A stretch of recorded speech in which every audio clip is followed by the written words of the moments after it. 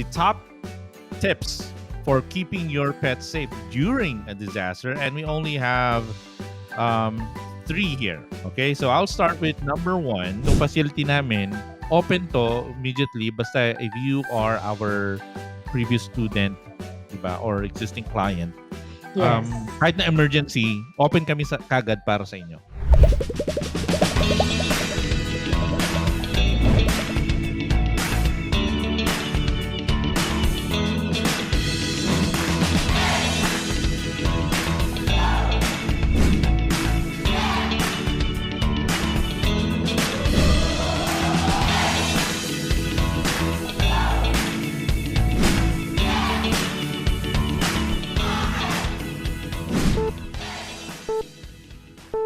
All right, welcome to the show. This is the Dog Behind the Human with me, your host, Dog Coach Francis, and my co-host, The lovely Tina Ryan.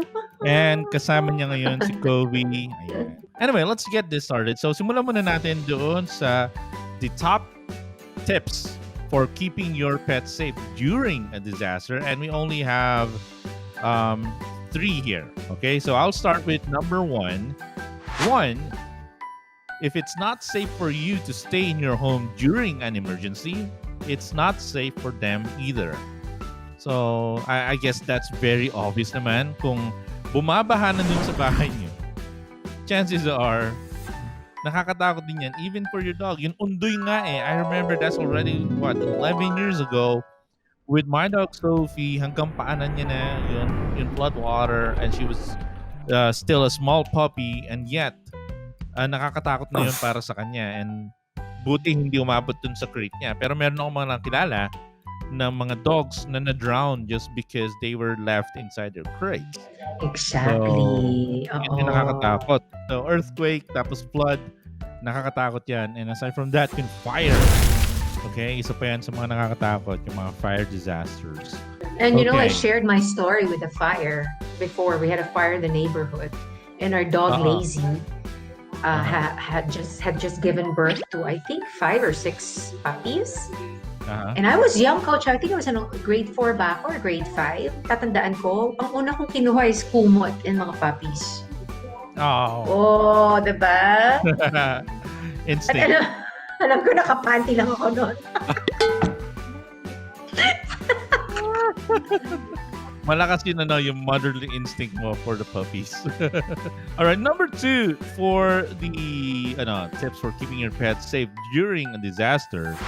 Number 2 is we include supplies for your pets in your emergency kit, or assemble an emergency kit for your pet. Pwede naman hiwalay eh, pero mas maganda talaga if you just incorporate it with your own emergency kit. And unfortunately, dito sa Philippines, wala masyadong gumagawa ng emergency kit. And that's why we're talking about this, para we can influence. And finally, you know what? We just have to remind everybody na dapat meron tayong emergency kit. Kasi ako, I have a backpack, but I don't think it's enough. Kasi sabi nila, emergency kit, is yung madali mo na lang, di ba? Yun, parang backpack, madali mo kukuha. Right. Pero parang feeling ko, kailangan ko na maliit na maleta. Di hatak. Pwede rin naman, no? Pero siguro, yun, anything that would usually naman kasi 3 days eh. If I remember. 3 days dapat, it's enough for at least 3 days.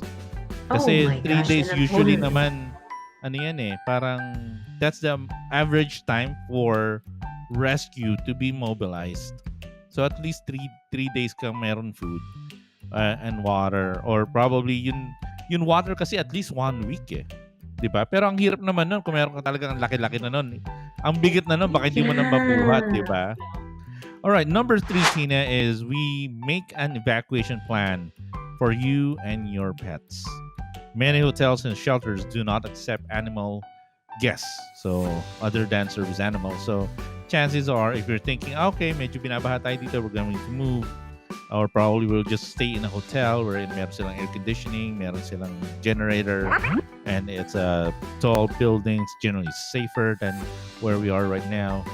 Kung meron kang pets, it's gonna be harder than humans evacuating. Diba? Ano ba yung mga pwedeng isama doon sa pet emergency kit na pwede natin isama for the humans? Alright, Tina, I'm gonna run through the list. and then let me know kung meron ka. Okay? So these are some of the items that needs to be accessible in places that you can immediately grab. Okay?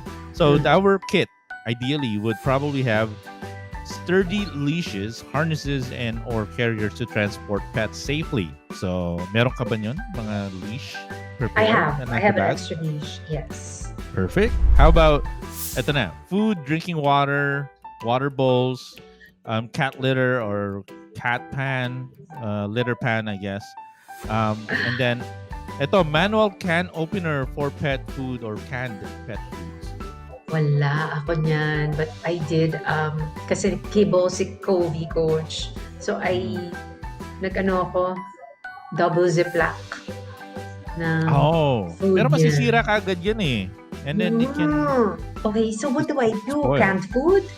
Canned food, siguro. Diba? Mas mahaba yung shelf life niya. Next on our list, Tina, meron ka bang medications and copies of medical records for you and for your pet? Stored in waterproof container. Wala. But I do in Covey's bag. I have this parang diaper bag for Covey. Andun yung records niya tsaka yung vaccination records and kung ano man. Naka-ziplock din para di na mabasa. Meron sabi dito, we have the first aid kit, which is you just have to research kung ano first aid kit na kailangan nyo. And another thing, Tina, actually, yung first aid kit ng dog at saka humans, halos parehas lang. Okay, Halos parehas lang. Okay? Yeah, we have that. We have. And I'm trained in first aid. Medical first aid for dogs. Okay? First aid lang. Sugat. Mga minor lang. Okay. Sunod is current photos of you with your pets in case they get lost. So at least pwede nyo pagtanong, have you seen this dog? Ganun. And since many pets do look alike, it will help to eliminate mistaken identity and confusion. Meron pang sinabi dito, medical conditions, yung mga listahan na kailangan. Kumbaga parang pet booklet ang kailangan. Tapos kung meron man toys to keep your dog busy. Diba? Medical condition or behavior problems. My dog hates assholes.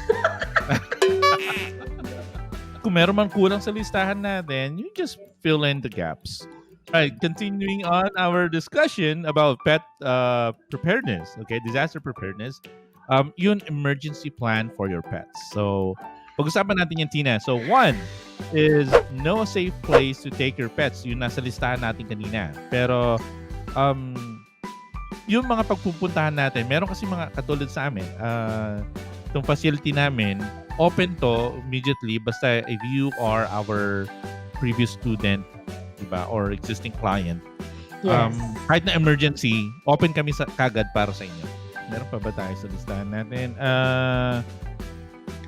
Isasama nyo yung pets nyo doon sa evacuation drills nyo. So, when the time comes, you know how to leave your house or your facility, which is a good idea, I guess. I should do that with my staff. No? Kasi usually...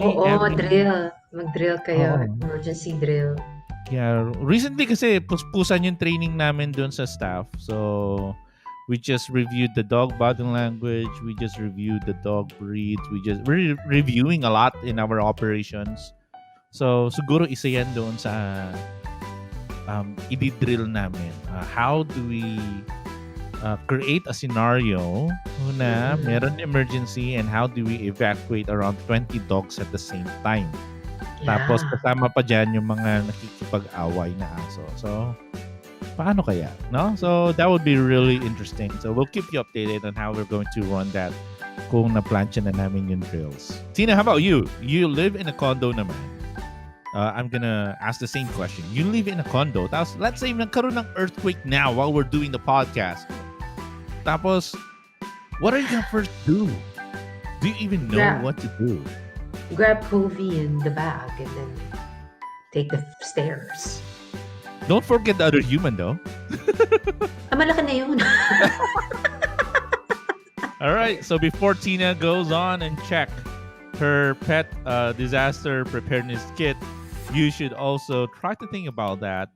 See kung ano ba yung kulang, ano ba yung kailangan. And you can never be too praning, diba? So it's best na maging praning na lang tayo paminsan-minsan because again, who even knew na magkakaroon tayo ng COVID, diba? So guys, I hope you enjoyed the show. That's it for this episode of The Dog Behind the Human. Again, this has been your host, Dog Coach Francis, and Tina Ryan here. say keep healthy. Keep safe. And don't forget to pet your dog. We'll see you in the next one, guys. Keep safe.